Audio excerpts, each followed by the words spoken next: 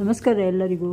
Friends, ಇವರು ನೋಡಿ ಜೇನು ತೆಗಿತಾ ಇದ್ದಾರೆ. ಈಗಿನ ಕಾಲದಲ್ಲಿ ಹೀಗೆಲ್ಲ ಡೈರೆಕ್ಟಾಗಿ ಜೇನು ಸಿಗುವುದು ತುಂಬ ಕಷ್ಟ.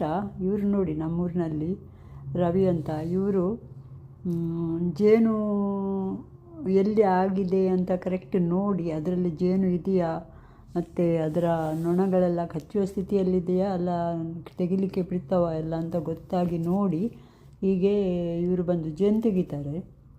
ಪ್ಯೂರ್ ಜೇನು ಇದು, ತುಂಬ ಒಳ್ಳೆಯದು, ಸಿಗುವುದೇ ಇಲ್ಲ. ಇವರು ಹೇಗಾದರೂ ಮಾಡಿ ತೆಗಿತಾರೆ. ಸೊ ನೋಡಿ, ಇಲ್ಲಿ ಒಂದು ಮರದ ಪೊಟರೆಯಲ್ಲಿ ಜೇನು ಗೂಡು ಕಟ್ಟಿದೆ. ಇವರು ಹೋಗಿ ನೋಡಿ ಅದನ್ನು ತೆಗೆದು ಜೇನು ಸಂಗ್ರಹಿಸ್ತಾ ಇದ್ದಾರೆ.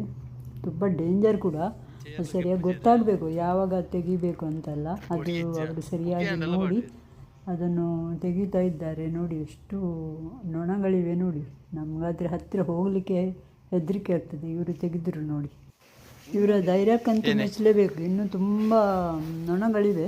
ಸೊ ಇವರು ಇಷ್ಟು ಜೇನನ್ನು ಕಲೆಕ್ಟ್ ಮಾಡಿದ್ದಾರೆ, ಕಲೆಕ್ಟ್ ಮಾಡಿ ಮಾರ್ತಾರೆ ಅವರು. ಓಕೆ, ಥ್ಯಾಂಕ್ ಯು ನನ್ನ ವಿಡಿಯೋ ನೋಡಿದವರಿಗೆಲ್ಲ.